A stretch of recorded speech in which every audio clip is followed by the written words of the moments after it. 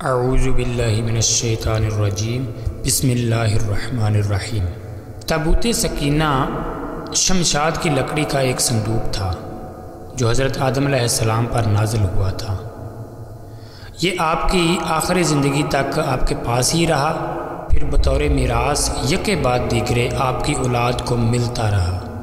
یہاں تک کہ یہ حضرت یعقوب علیہ السلام کو ملا اور آپ کے بعد آپ کی اولاد بنی اسرائیل کے قبضے میں رہا اور حضرت موسیٰ علیہ السلام کو مل گیا۔ تو آپ اس میں تورات شریف اور اپنا خاص سامان رکھنے لگے۔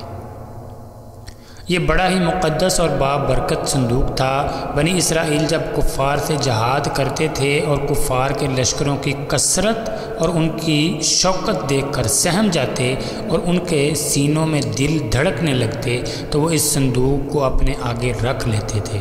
تو اس صندوق سے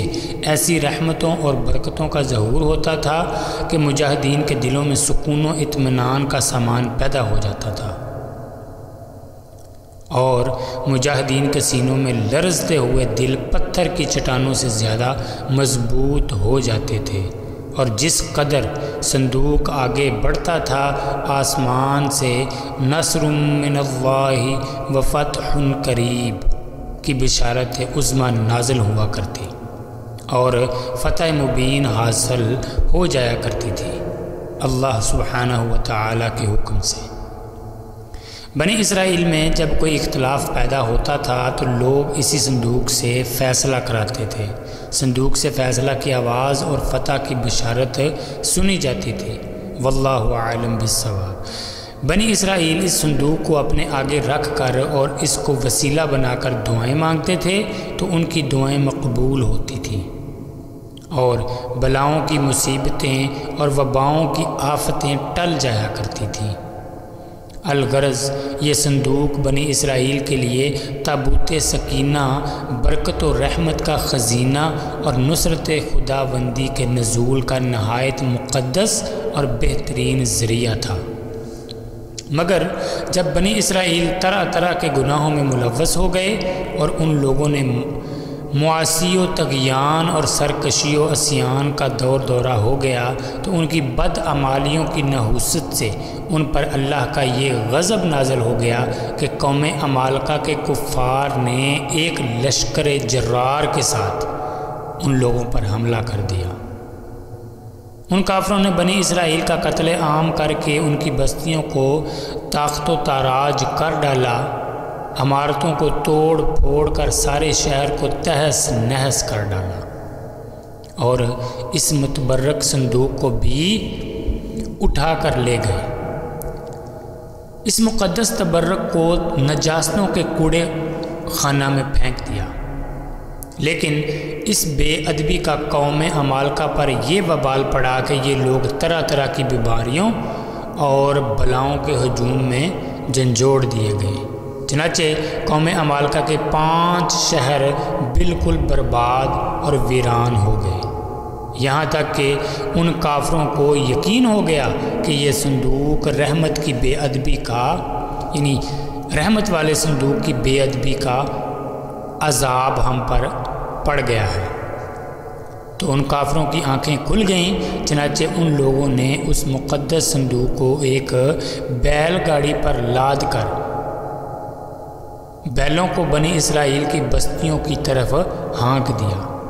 پھر اللہ سبحانہ و تعالیٰ نے 4 فرشتوں کو مقرر فرما دیا جو اس مبارک صندوق کو بنی اسرائیل کے نبی حضرت شمویل علیہ السلام کی خدمت میں لائے۔ اس طرح پھر بنی اسرائیل کی کھوئی ہوئی نعمت دوبارہ ان کو مل گئی اور یہ صندوق ٹھیک اس وقت حضرت شمویل علیہ السلام کے پاس پہنچا جب کہ حضرت شمویل علیہ السلام نے طالوت کو بادشاہ بنا دیا تھا اور بنی اسرائیل طالوت کی بادشاہی تسلیم کرنے پر تیار نہیں تھے، اور یہی شرط ٹھہری تھی کہ مقدس صندوق آ جائے تو ہم طالوت کی بادشاہی تسلیم کر لیں گے۔ چنانچہ صندوق آ گیا اور بنی اسرائیل طالوت کی بادشاہی پر رضامند ہو گئے۔ تابوت سکینہ میں حضرت موسیٰ علیہ السلام کا عصا اور ان کی مقدس جوتیاں، اور حضرت ہارون علیہ السلام کا امامہ، حضرت سلیمان علیہ السلام کی انگوٹھی، تورات کی تختیوں کے چند ٹکڑے،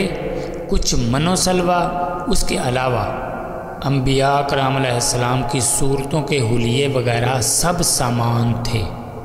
قرآن مجید فرقان حمید میں اللہ سبحانہ و تعالی نے سورۃ البقرہ میں اس مقدس صندوق کا تذکرہ فرماتے ہوئے ارشاد فرمایا، وَقَالَ لَهُمْ نَبِيُّهُمْ إِنَّ آيَةَ مُلْكِهِ أَن يَأْتِيَكُمُ التَّابُوتُ فِيهِ سَكِينَةٌ مِّن رَّبِّكُمْ وَبَقِيَّةٌ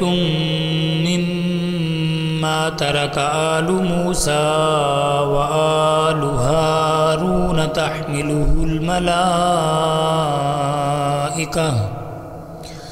إِنَّ فِي ذَلِكَ لَآيَةً لَكُمْ إِن